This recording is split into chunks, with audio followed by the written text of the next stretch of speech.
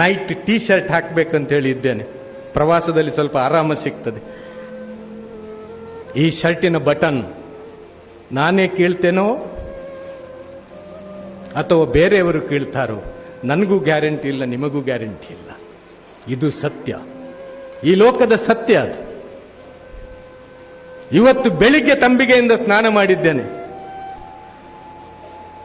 ಇವತ್ತು ಬೆಳಿಗ್ಗೆ ನಾನು ಯಾವ ಸರ್ ನಿಮ್ಮ ಡಿಸ್ಟಿಕ್ ರಾಯಚೂರಿನಲ್ಲಿದ್ದೆ. ನಾಳೆ ಬೆಳಿಗ್ಗೆ ಬದುಕಿಳಿದ್ರೆ ಬೆಂಗಳೂರಿಗೆ ಹೋಗಿ ಸ್ನಾನ ಮಾಡಬೇಕು. ಆ ಸ್ನಾನ ನಾನೇ ಮಾಡ್ತೇನೋ ಅಥವಾ ಬೇರೆಯವರು ನನಗೆ ಮಾಡಿಸ್ತಾರೋ, ನಾಳೆಯ ಸ್ನಾನದ ಗ್ಯಾರಂಟಿ ನನಗೂ ಇಲ್ಲ, ನಿಮಗೂ ಇಲ್ಲ. ನಶ್ವರವಾದಂತಹ ಜೀವನ, ಏನೂ ಪಡೆದುಕೊಂಡು ಬರಲಿಲ್ಲ, ಏನೂ ಪಡೆದುಕೊಂಡು ಹೋಗ್ಲಿಕ್ಕೂ ಇಲ್ಲ.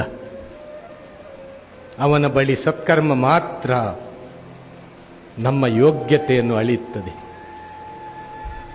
ಸಿಕ್ಕಿದಂತಹ ಒಂದು ಜೀವನ ಸತ್ಕರ್ಮ ಮಾಡಿಕೊಂಡು ಬೇರೆಯವರಿಗೆ ಒಳ್ಳೆಯದನ್ನು ಬಯಸಿಕೊಂಡು ಸಾಧ್ಯವಾದರೆ ಉಪಕಾರವನ್ನು ಮಾಡಿಕೊಂಡು, ಸಾಧ್ಯವಾಗದೇ ಇದ್ದರೆ ಯಾರಿಗೂ ಕೂಡ ಉಪದ್ರ ಮಾಡದೆ ಕಣ್ಣೀರನ್ನು ಒರೆಸುವಂತಹ ಕೆಲಸ ಮಾಡಿ, ಮುಖದಲ್ಲಿ ನಗು ತರುವಂತಹ ಕೆಲಸ ಮಾಡಿ ಈ ಜಗತ್ತಿನಿಂದ ತೆರಳಿದ್ರೆ, ಬರುವಾಗ ಈ ಜಗತ್ತಿಗೆ ಅಳತಾ ಬಂದಿದ್ದೆ, ನನ್ನ ಕುಟುಂಬ ನಗ್ತಾ ಇತ್ತು, ನಾನು ಹೋಗುವಾಗ ನನ್ನ ಕುಟುಂಬ ನಿಮ್ಮ ಕುಟುಂಬ ಅಳುತ್ತದೆ. ಆವಾಗ ನನಗೆ ನಗಲಿಕ್ಕೆ ಸಾಧ್ಯ ಆಗಬೇಕು.